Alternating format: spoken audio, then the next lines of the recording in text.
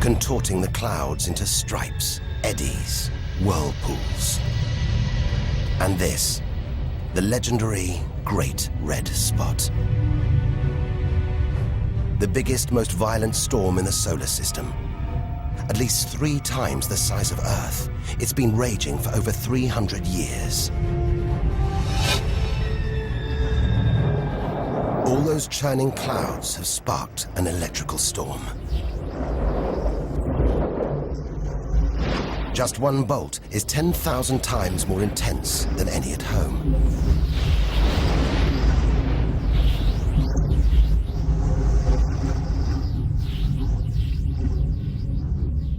It seems the best place, the safest place to see Jupiter is from a distance.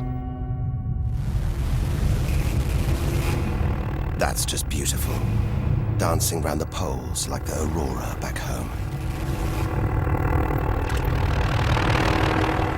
But the Geiger counter is going wild. It seems even these are deadly, generated by lethal radiation pulled from space by Jupiter's powerful magnetic field. We're beginning to realize out here, nothing is what it seems. The universe is full of contradictions, deceptions, traps. Right now, we need a safe haven, somewhere to find our feet, catch our breath. Maybe this, the multicolored moon Io, is it?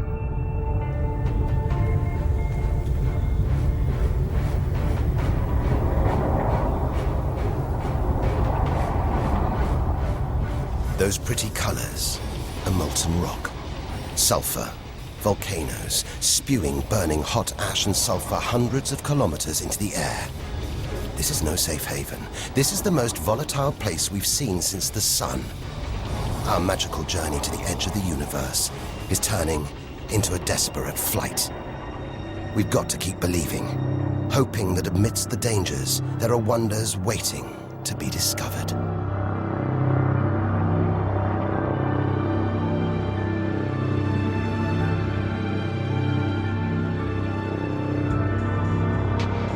$650 million kilometers from home. What a weird-looking place. And yet it looks strangely familiar.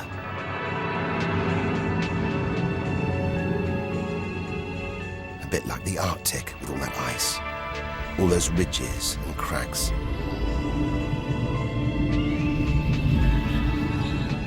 This is Europa, and maybe, like the Arctic, this ice is floating on water, liquid water.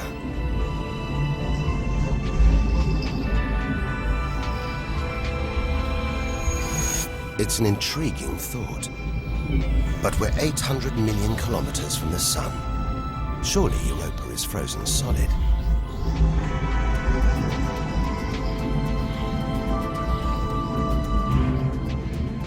Unless Jupiter's gravity is creating friction deep inside, stopping Europa from freezing solid, allowing life to develop in the waters beneath its frozen crust.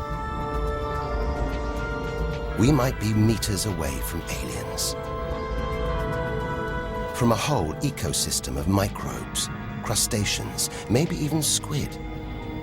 The only thing between us and the possibility of alien life, this layer of ice. But until we send a spacecraft to drill through the ice, Europa will remain one of the solar system's greatest mysteries.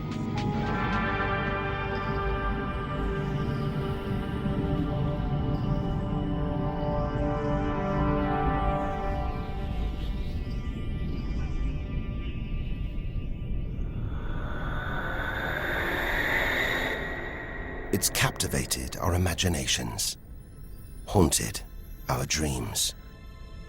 And here it is, spinning before our eyes. Saturn, the jewel in the solar system's crown. Seeing it makes everything we've experienced worthwhile. There's something magical about Saturn. A giant ball of gas, so light it would float on water. Its spectacular rings would stretch almost from Earth to the Moon, but they're just a few hundred meters deep. That's the Cassini orbiter. It's picking up ghostly radio emissions, probably generated by auroras around Saturn's poles.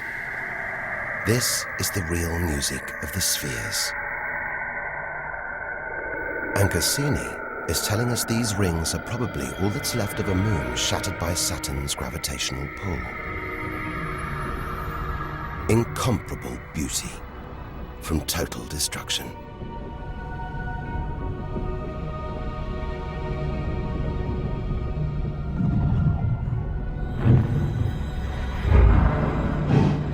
Billions of shards of ice, some as small as ice cubes, others the size of houses. They collide, break apart, reassemble. It's like a snapshot of our early solar system, as dust and gas orbited the newly born sun, and gravity worked its magic, pulling the lumps together until from debris like this, our home emerged.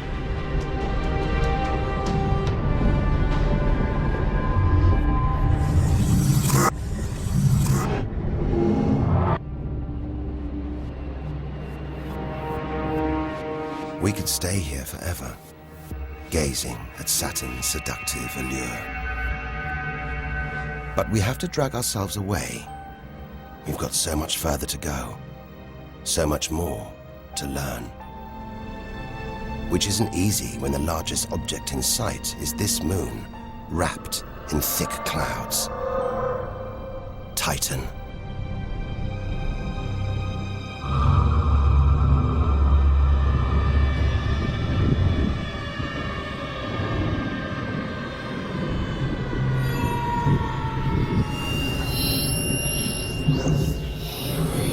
It seems like there's an atmosphere down here.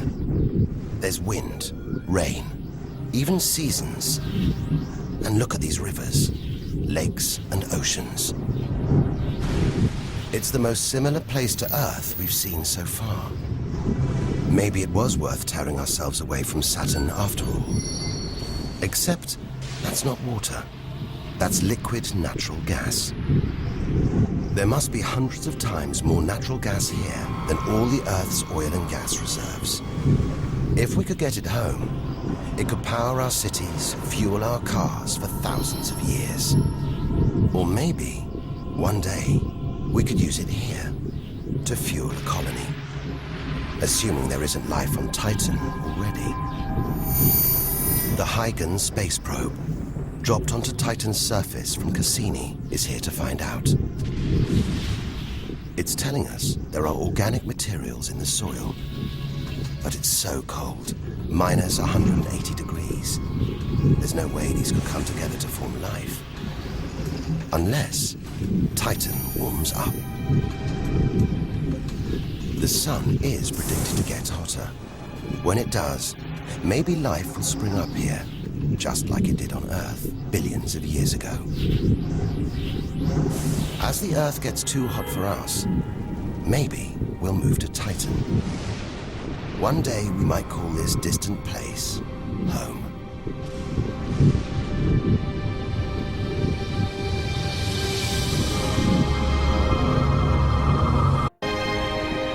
Home.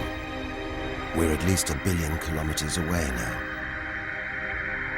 Beyond this point, we lose visual contact with the Earth. We're standing on a cliff, looking out into the solar system's mysterious outer reaches. If we want to understand the universe, to reach its edge, we have to jump.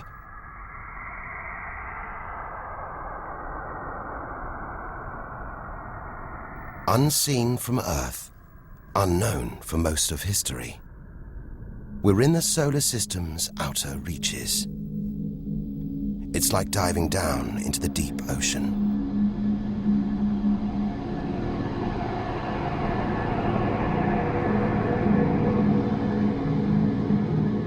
Those rings, it looks like Uranus has been tilted off its axis. toppled over by a stray planet.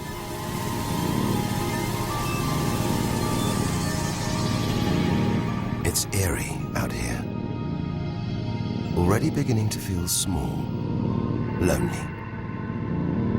Maybe this is how we'll feel, what we'll find at the edge of the universe. But we've barely left the shore. Shrink the Earth down to the size of a pea. We've traveled less than 2 kilometers. But to reach the edge of the solar system, we've got to travel another 20,000 kilometers. Out of the deep, another strange beast. The god of the sea, Neptune. This giant is swathed in methane gas. And look, a storm the size of Earth, whipped up by savage 1,500-kilometer-an-hour winds. Back home, it's the sun that drives the wind, but Neptune's too far away. Something else must be creating these ferocious winds, but nobody knows what. Our solar system is huge. It's alarming how little we really know about it.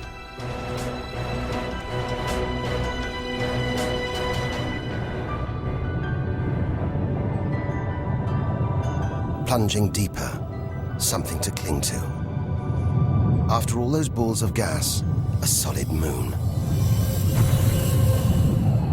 Triton. Solid, but not stable.